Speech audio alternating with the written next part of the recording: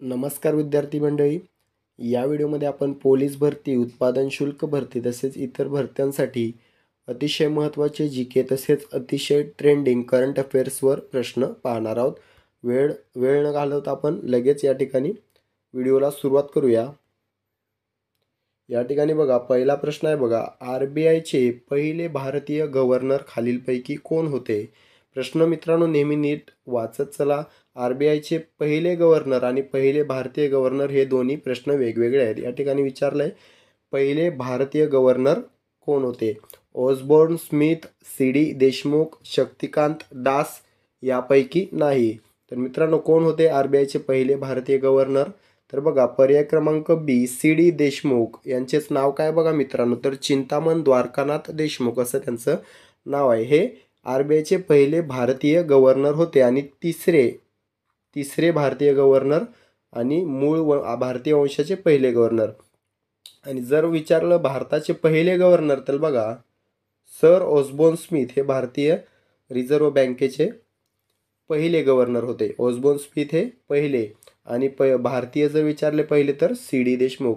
मित्रांनो चर्चगेट रेल्वे स्टेशनला कोणाचं नाव देण्यात येणार आहे? तर बघा CD देशमुख यांचं नाव देण्यात येणार आहे. हा देखील प्रश्न तितकाच महत्त्वाचा आहे. मित्रांनो शक्तिकांत दास हे आत्ताचे गव्हर्नर आहेत. कितवे? 25वे आत्ताचे गव्हर्नर आहेत आणि 25वे गव्हर्नर आहेत. तर मित्रांनो या ठिकाणी 2-4 प्रश्न आपण अतिशय महत्त्वाचे कव्हर केलेले आहेत. मित्रांनो RBIची स्थापना कधी झाली? कमेंट करून सांगा मला. नक्की सांगा कमेंट करून RBIची स्थापना केव्हा झाली. पुढील प्रश्न आहे बघा, व्हिडिओमध्ये घेतलेले सर्व प्रश्न अतिशय महत्त्वाचे आहेत, तुम्हाला आवडतील नक्कीच. खालीलपैकी चुकीचा पर्याय निवडा. तर या ठिकाणी पर्याय दिलेले बघा, गुजरात आचार्य देवव्रत, मध्य प्रदेश आनंदीबेन पटेल, महाराष्ट्र रमेश बैस, कर्नाटक थावरचंद गेहलोत. कोणता पर्याय चुकीचा आहे? तर बघा पर्याय क्रमांक B. या ठिकाणी टायपिंग मिस्टेक झालेली आहे. पर्याय क्रमांक B मध्य प्रदेश आनंदीबेन पटेल हा जो पर्याय आहे तो चुकीचा पर्याय आहे. कारण हे जे पर्याय आहेत ते राज्य आणि राज्यपालाचे आहेत. मध्य प्रदेशचे राज्यपाल सध्याचे आनंदीबेन पटेल नसून मंगूभाई पटेल हे मध्य प्रदेशचे सध्याचे राज्यपाल आहेत. कोण? मंगूभाई पटेल. आनंदीबेन पटेल कोणत्या राज्याचे आहेत? तर उत्तर प्रदेश या राज्याच्या राज्यपाल आनंदीबेन पटेल आहेत. मध्य प्रदेशचे मंगूभाई पटेल, गुजरातचे आचार्य देवव्रत, महाराष्ट्राचे रमेश बैस, कर्नाटकचे थावरचंद गेहलोत. तर मित्रांनो या ठिकाणी देखील आपण 4-5 प्रश्न कव्हर केलेले आहेत एका प्रश्नामध्ये. जवळपास मित्रांनो आपण 50 प्रश्न दररोजच्या व्हिडिओमध्ये कव्हर करत असतो. एका प्रश्नामध्ये 3 ते 4 प्रश्न आपण कव्हर करत असतो. त्यानंतरचा प्रश्न बघा, अतिशय महत्त्वाचा प्रश्न आहे. ऑस्कर 2023 अंतर्गत सर्वोत्कृष्ट लघुपट पुरस्कार कोणास मिळालेला आहे? Dinner for one, panic attack, speechless, the elephant whisperers. कोणाला मिळालेला आहे? तर मित्रांनो पर्याय D द एलिफंट विस्परर्स हे आपलं योग्य उत्तर असणार आहे. भारतीय लघुपट आहे ज्याला ऑस्कर 2023 अंतर्गत सर्वोत्कृष्ट लघुपटाचा पुरस्कार मिळालेला आहे. मित्रांनो RRRच्या नाटू नाटू गाण्याला ओरिजिनल सर्वोत्कृष्ट मूळ गाण्याचा अवॉर्ड देखील मिळालेला आहे. हे देखील लक्षात ठेवा, नाटू नाटू या गाण्याला. त्यानंतरचा प्रश्न आहे बघा, नुकतंच कोणी पद्मश्री पुरस्कार परत केलेला आहे? नीरज चोप्रा, सचिन तेंडुलकर, बजरंग पुनिया, सोनू निगम. कोणी केलेला मित्रांनो? पर्याय क्रमांक C बजरंग पुनिया याने त्याचा पद्मश्री पुरस्कार परत केलेला आहे. का? तर संजय सिंग यांची निवड झाली. भारतीय कुस्ती महासंघाच्या अध्यक्षपदी संजय सिंग यांची निवड झाली. याच्या निषेधार्थ बजरंग पुनिया याने त्याचा पद्मश्री पुरस्कार परत केलेला आहे. तसेच साक्षी मलिक आणि विनेश फोगाट यांनी निवृत्तीची घोषणा जी केलेली आहे ती देखील याच्या निषेधार्थच केलेली आहे. मित्रांनो संजय सिंग हा ब्रुजभूषण सिंग याचाच कोणीतरी नातलग असल्यामुळे त्याची अध्यक्षपदी निवड नको म्हणून याच्या निषेधार्थ या घटना घडत आहेत. लक्षात असू द्या. त्यानंतरचा प्रश्न बघा, कोणत्या क्षेत्रामधील उल्लेखनीय कामगिरीसाठी पुलित्झर पुरस्कार दिला जातो? पत्रकारिता, फॅशन, खेळ की समाजसेवा? तर कशासाठी दिला जातो? हा जो पुरस्कार आहे तो पत्रकारिता, साठी दिला जातो या पर्यायांपैकी मित्रांनो याची सुरुवात बघा 1917ला झाली होती. कोणी केली होती? जोसेफ पुलित्झर याने याची सुरुवात 1917ला केली होती. आता सध्या कोणाद्वारे दिले जातात हे अवॉर्ड? तर बघा न्यूयॉर्कमधील कोलंबिया विद्यापीठाद्वारे दिले जातात. अमेरिकेमधील न्यूयॉर्कमधील कोलंबिया विद्यापीठाद्वारे प्रदान केले जातात. त्यानंतरचा प्रश्न आहे बघा, कोणत्या कलमानुसार संसद कोणत्याही राज्याची विधानसभा बरखास्त करू शकते आणि राष्ट्रपती शासन लागू करू शकते? 350, 356, 365, 376. तर काय योग्य उत्तर असणार आहे? पर्याय बी 356 या कलमांतर्गत संसद कोणत्याही राज्याची विधानसभा बरखास्त करून तेथे राष्ट्रपती शासन लागू करू शकते. लक्षात ठेवा 356. त्यानंतरचा प्रश्न आहे बघा, मुंबईच्या दलाल स्ट्रीटमध्ये खालीलपैकी कोणाचे कार्यालय आहे?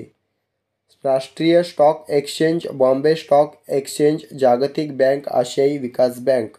तर कोणाचे आहे बघा मित्रांनो? पर्याय बी बॉम्बे स्टॉक एक्सचेंजचे जे काही मुख्यालय आहे ते मुंबईच्या दलाल स्ट्रीटमध्ये आहे.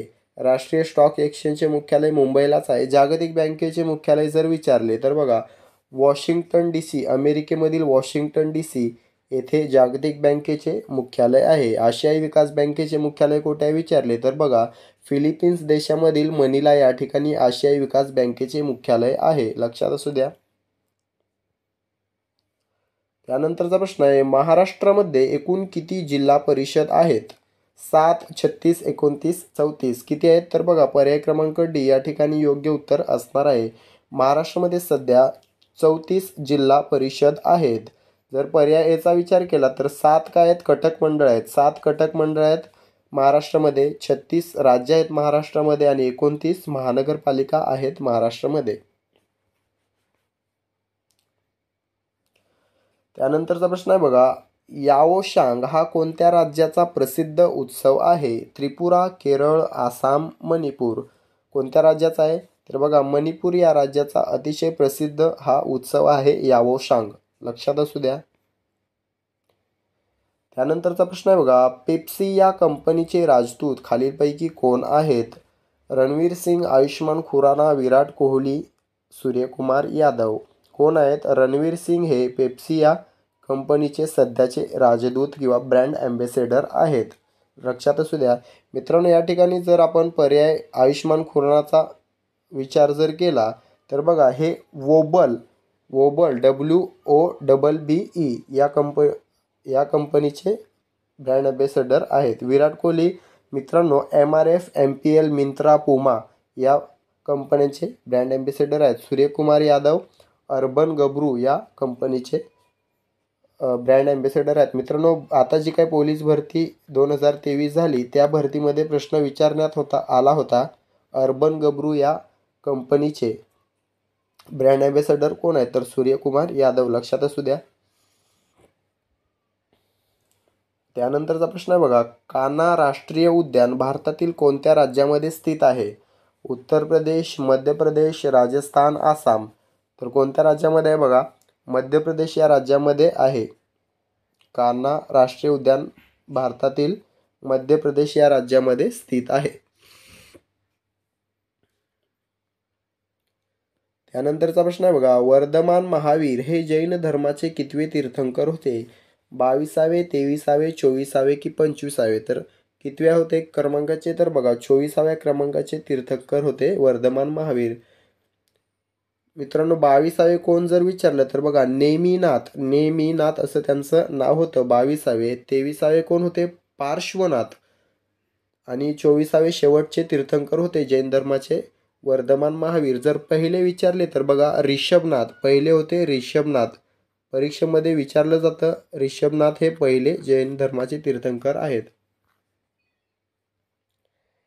त्यानंतरचा प्रश्न आहे, नानासाहेब यांनी भारतामधील कोणत्या शहरामध्ये 1857च्या मोठ्या बंडाचे नेतृत्व केले होते? दिल्ली, कानपूर, बिहार, वेल्लोर. कोणत्या शहरात केले ते बघा कानपूर या शहरामध्ये केले होते. नानासाहेब यांनी भारतातील कानपूरमध्ये 1857च्या बंडाचे नेतृत्व केले होते. त्यानंतरचा प्रश्न आहे बघा, महाराष्ट्रामधील दुसरे mega food park Chhatrapati Sambhajinagar जिल्ह्याच्या पैठण तालुक्यामधील वाहेगाव आणि डॅश डॅश गावामध्ये स्थित आहे. मित्रांनो, या ठिकाणी 2-3 प्रश्न एकाच प्रश्नामध्ये कव्हर होत आहेत बघा. महाराष्ट्रातील दुसरे मेगा फूड पार्क कोणत्या जिल्ह्यात आहे विचारलं तर छत्रपती संभाजीनगर, कोणत्या तालुक्यात आहे विचारलं तर पैठण, आणि कोणत्या गावांमध्ये आहे विचारलं तर वाहेगाव आणि धनगाव. पर्याय क्रमांक ए धनगाव या ठिकाणी योग्य उत्तर असणार आहे. तिन्ही गोष्टी लक्षात ठेवा. धनगाव आणि वाहेगाव हे जर गाव विचारले तर हे असेल तालुका पैठण, जिल्हा संभाजीनगर, पूर्वीचा औरंगाबाद. त्यानंतरचा प्रश्न आहे, खालीलपैकी कोण महाराष्ट्रामधील पहिले वारकरी संत होते? संत तुकाराम, संत नामदेव, संत ज्ञानेश्वर, संत एकनाथ. कोण होते? संत ज्ञानेश्वर हे महाराष्ट्रातील पहिले वारकरी संत म्हणून गणले जातात. त्यानंतरचा प्रश्न आहे, एकतेचा पुतळा यालाच स्टॅच्यू ऑफ युनिटी असं म्हटलं जातं. हा गुजरातच्या नर्मदा जिल्ह्यामधील डॅश डॅश येथे स्थित आहे. वेगडिया, केवाडिया, भुमालिया, गडकोई कोठे स्थित आहे बघा, केवडिया या ठिकाणी स्थित आहे.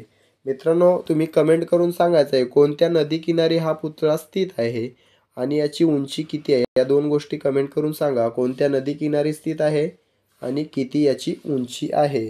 लक्षात असू द्या. कमेंट करून सांगायचं आहे. व्हिडिओ कसा वाटला कमेंट करून सांगा. व्हिडिओला लाईक करा, चॅनलला सबस्क्राईब करून घ्या, व्हिडिओला जास्तीत जास्त शेअर करा. भेटूया पुढील व्हिडिओमध्ये. तोपर्यंत काळजी घ्या, अभ्यास चालू राहू द्या. धन्यवाद.